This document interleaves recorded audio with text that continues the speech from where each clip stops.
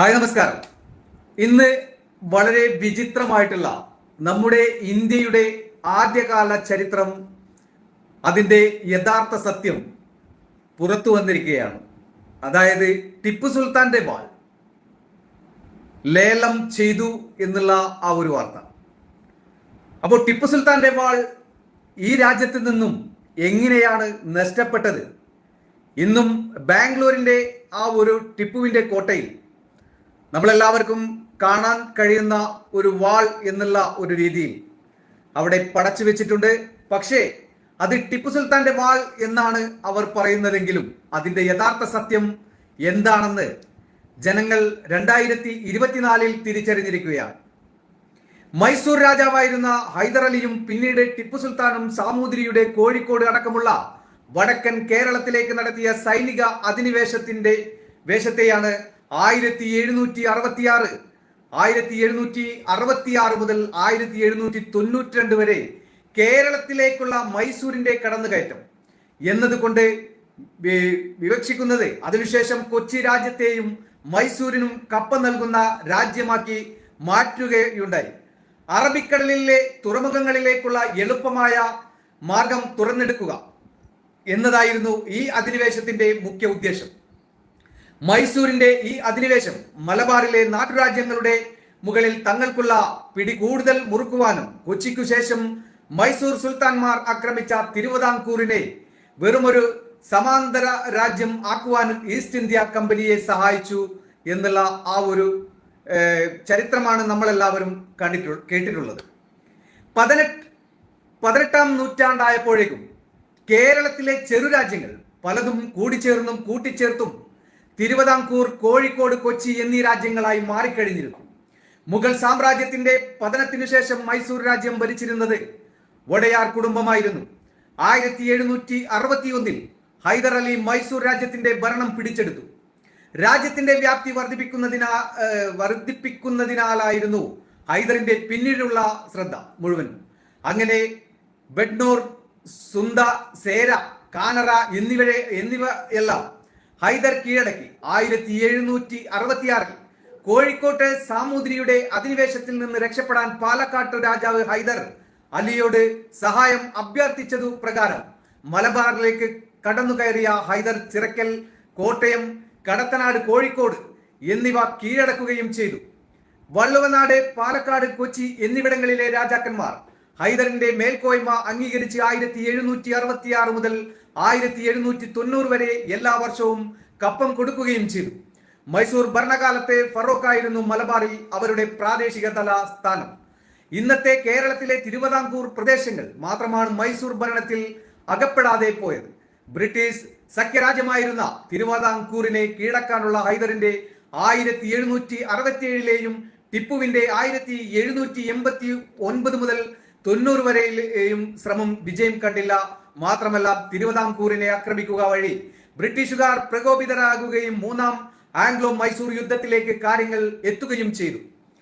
1792 ശ്രീരംഗപട്ടണം ഉടമ്പടി പ്രകാരം ടിപ്പുവിന് മലബാർ അടക്കം തന്റെ അധീനതയിലുള്ള പ്രദേശങ്ങൾ ഈസ്റ്റ് ഇന്ത്യ കമ്പനിക്കും അവരുടെ സഖ്യകക്ഷികൾക്കുമായി അടിയറവ് വെക്കേണ്ടി വരികയും 330 ലക്ഷം രൂപ നഷ്ടപരിഹാരമായി നൽകേണ്ടി വരികയും ചെയ്തു. 1801 വെള്ളസ്ലി പ്രഭു മൈസൂരിൽ നിന്നും പിടിച്ചെടുത്ത കർണാടക പ്രദേശങ്ങളും മലബാറും ഉൾപ്പെടുത്തി മദ്രാസ് സംസ്ഥാനം രൂപീകരിച്ചു. തിരുവിതാംകൂറിനെ ടിപ്പുവിൽ നിന്നും രക്ഷിക്കാൻ വേണ്ടി ചെയ്ത യുദ്ധമാകയാൽ മൂന്നാം ആംഗ്ലോ മൈസൂർ യുദ്ധത്തിന്റെ മുഴുവൻ ചെലവുകളും തിരുവിതാംകൂർ വഹിക്കണമെന്ന് കമ്പനി ആവശ്യപ്പെട്ടു. 1795 കരാർ പ്രകാരം ഒരു സുഹൃത്ത് സഖ്യകക്ഷി എന്ന നിലയിൽ നിന്നും തിരുവിതാംകൂർ കമ്പനിയുടെ ഒരു സംരക്ഷിത സഖ്യം എന്ന നിലയിലേക്ക് താഴ്ത്തപ്പെട്ടിരുന്നു. തന്റെ കഴിവിനും ഉപരിയായ ചെലവ് വഹിച്ച് ഒരു സേനയെ നിർത്തേണ്ട ഗതികേടിലേക്കും ഇത് തിരുവിതാംകൂറിനെ നയിച്ചു. കൂടാതെ കുരുമുളക് വ്യാപാരത്തിൽ തിരുവിതാംകൂറിലെ കുത്തകയും കമ്പനി സ്വന്തമാക്കി. മൈസൂരിന്റെയും ആലി രാജയുടെയും കയ്യിലായിരുന്ന കണ്ണൂർ ജനറൽ റോബർട്ട് അബർ ക്രോംബിയുടെ നേതൃത്വത്തിൽ കമ്പനിയുടെ സൈന്യം 1790 ഡിസംബർ 14 ആക്രമിച്ചു. കണ്ണൂർ കോട്ട പിടിച്ചെടുത്തതോടെ മൈസൂർ കീഴടങ്ങി. ഏതാനും ദിവസങ്ങൾക്ക് മുമ്പ് മറ്റൊരു സേന കോഴിക്കോടും പിടിച്ചതോടെ മലബാർ തീരത്തിന്റെ മുഴുവൻ നിയന്ത്രണവും കമ്പനിയുടെ കയ്യിലായി. സൈന്യത്തെ ശക്തിപ്പെടുത്തുന്നതിന് പകരം കോൺവാലിസിനെ ഞെട്ടിച്ചുകൊണ്ട് ഗവർണർ ഹോളണ്ട് ടിപ്പുവുമായി സന്ധി സംഭാഷണം ആരംഭിച്ചു. അദ്ദേഹം മദ്രാസിൽ ചെന്ന് സേനയുടെ നിയന്ത്രണം ഏറ്റെടുക്കാൻ തീരുമാനിച്ചപ്പോഴേക്കും ഹോളണ്ടിന് പകരക്കാരനായി ജനറൽ വില്യം മെഡോസ് എത്താറായതിന്റെ വിവരം ലഭിച്ചു. ഹോളണ്ടിനെ ബലം പിടിച്ച് മാറ്റിയ മെഡോസ് മൈസൂരിന് എതിരെയുള്ള ആക്രമണങ്ങൾക്ക് പദ്ധതി തയ്യാറാക്കി. മൈസൂർ സേന നെടുങ്കോട്ട പിടിച്ചെടുത്തപ്പോൾ തന്ത്രപരമായി തിരുവിതാംകൂർ സേന പിന്മാറുകയും ആലുവയുടെ നിയന്ത്രണം മൈസൂരിന് കിട്ടുകയും ചെയ്തു. ഒരു ആക്രമണത്തെ തുടക്കാൻ മാത്രം തിരുവിതാംകൂറിൽ ആൾബലമില്ലാതിരുന്ന ബ്രിട്ടീഷ് സേന ആയ കോട്ടയിലേക്ക് പിന്മാറി. പിന്നീട് മൈസൂർ കൊടുങ്ങല്ലൂർ കോട്ടയും ആയക്കോട്ടയും പിടിച്ചെടുത്തു. മൈസൂർ എത്തിയത് കൊണ്ടും ബ്രിട്ടീഷുകാർ മൈസൂരിൽ ആക്രമണം തുടങ്ങിയതിനാലും കൂടുതൽ തെക്കോട്ട് പോകാതെ ടിപ്പു മൈസൂർക്ക് തിരികെ പോവുകയാണ് ചെയ്തത്. പിന്നീട് തിരുവിതാംകൂറിലെ നായന്മാർ നെടുംകോട്ടയുടെ കിടങ്ങിൽ നിന്നും ടിപ്പുവിന്റെ വാളും പല്ലക്കും കടാരയും മോതിരവും ഉൾപ്പെടെ പല സാധനങ്ങളും കണ്ടെടുത്ത് തിരുവിതാംകൂർ രാജാവിന് കാഴ്ചവെച്ചു. ആവശ്യപ്പെട്ടതിനാൽ അവയിൽ ചിലത് പിന്നീട് കർണാടക നവാബിന് കൈമാറുകയും ചെയ്തു. 1790 വമ്പിച്ച സൈന്യവുമായി തിരിച്ചെത്തിയ ടിപ്പു നെടുംകോട്ട തകർത്ത് മുന്നേറി. കൂനൂർ കോട്ടയുടെ മതിൽ തകർത്ത് സേന പിന്നെയും മുന്നോട്ട് പോയി. കിലോമീറ്ററുകളോളം കിടങ്ങുകൾ നികത്തി തന്റെ സേനയ്ക്ക് മുന്നോട്ട് പോകാനായി വഴിയുണ്ടാക്കി. പോകുന്ന വഴിയിൽ അമ്പലങ്ങളും പള്ളികളും തകർത്ത് നാട്ടുകാർക്ക് വലിയ ദ്രോഹങ്ങളും ചെയ്തുകൊണ്ടാണ് ടിപ്പു പട നയിച്ചത്. ഒടുവിൽ ആലുവയിൽ പെരിയാറിന്റെ തീരത്ത് ടിപ്പുവിന്റെ പട്ടാളം ക്യാമ്പ് ചെയ്തു. ഈ സമയം വൈക്കം പത്മനാഭപിള്ളയും കുഞ്ഞായിക്കുട്ടിപ്പിള്ളയുടെയും നേതൃത്വത്തിൽ ഒരു ചെറുസംഘം ആൾക്കാർ പെരിയാറിന്റെ മുൻഭാഗത്തുള്ള ഭൂതത്താൻകെട്ട് ഡാമിന്റെ ഭിത്തിയിൽ വിള്ളൽ ഉണ്ടാക്കുന്നതിൽ വിജയിച്ചു. തുടർന്ന് പെരിയാറിലൂടെ ഉണ്ടായ ശക്തമായ വെള്ളപ്പൊക്കത്തിൽ ടിപ്പുവിന്റെ പടയുടെ വെടിമരുന്നും ആയുധങ്ങളും നനഞ്ഞ് ഉപയോഗശൂന്യമായി ടിപ്പു മടങ്ങാൻ നിർബന്ധിതനായി. ബ്രിട്ടീഷ് പട ഈ സമയം ശ്രീരംഗപട്ടണം ആക്രമിക്കാൻ പദ്ധതിയിടുന്നുണ്ടെന്ന വാർത്ത വന്നത് മൈസൂർ സേനയുടെ മടക്കം വേഗത്തിലാക്കി. അവിടത്തെ തന്നെ തുടരാനാണ് തീരുമാനിച്ചത്.